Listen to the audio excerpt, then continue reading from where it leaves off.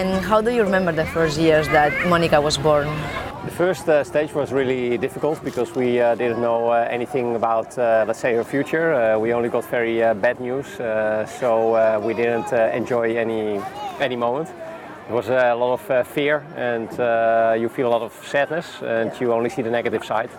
But it was basically the first year, because after a year she went from one miracle to the other, and then you really start feeling hope.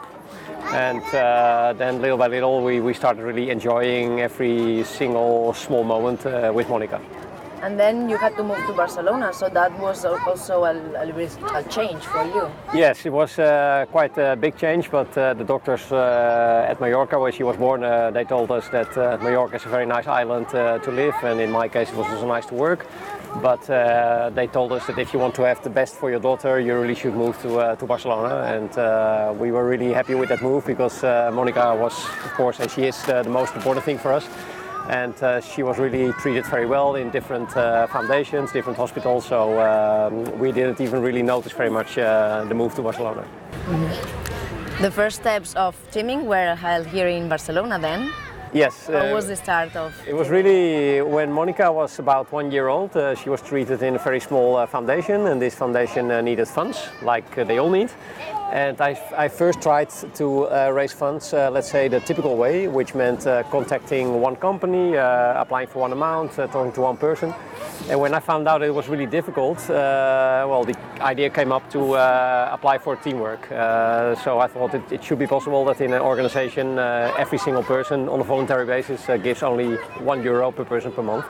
But it was really based on the experience for this small NGO where she was treated to raise funds for this non-profit. It's amazing, because one would think that if you only limit the amount, you won't raise a lot of money. But it's the other way around, right? Yes, we've first seen that in practice, and even the University of Barcelona, they did some research on it, that if you limit the amount, it's easier to understand and you don't create any barrier so that people can say no. Because at teaming, the only thing you can do is giving, in Europe, €1 per person per month, or in the States, $1 per person per month. Because if you leave the amount open, we've seen that it can generate, that people might think, okay, I can give $2, which is very little, or I can give 50, but then you notice the difference in the pocket. And we've seen that if you limit the amount, you don't have that doubt anymore. And I think it's also a very nice message that at least in this project we are all the same. Because there are so many differences all over the world, and at least in teaming, it doesn't matter if you are a CEO of a big company or a student, $1 per person per month, it's the same symbolic amount for any person. And how is now every day of Mónica's life? Mónica has different stages. Sometimes, of course, she has got difficult times. She has got epileptic attacks, although now it's under control with very good medicine as well.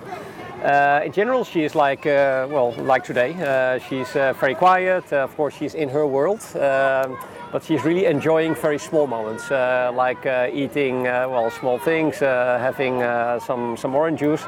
And these are the typical things we normally forget about, really to enjoy the very small things. And I think you can compare Mónica, let's say, the mental level of a recently born baby. They really enjoy very small moments, a simple kiss, a simple hug, these kind of things we also normally forget about. And I think, you can see it, although Mónica cannot hear, but it looks like she knows what we are talking about.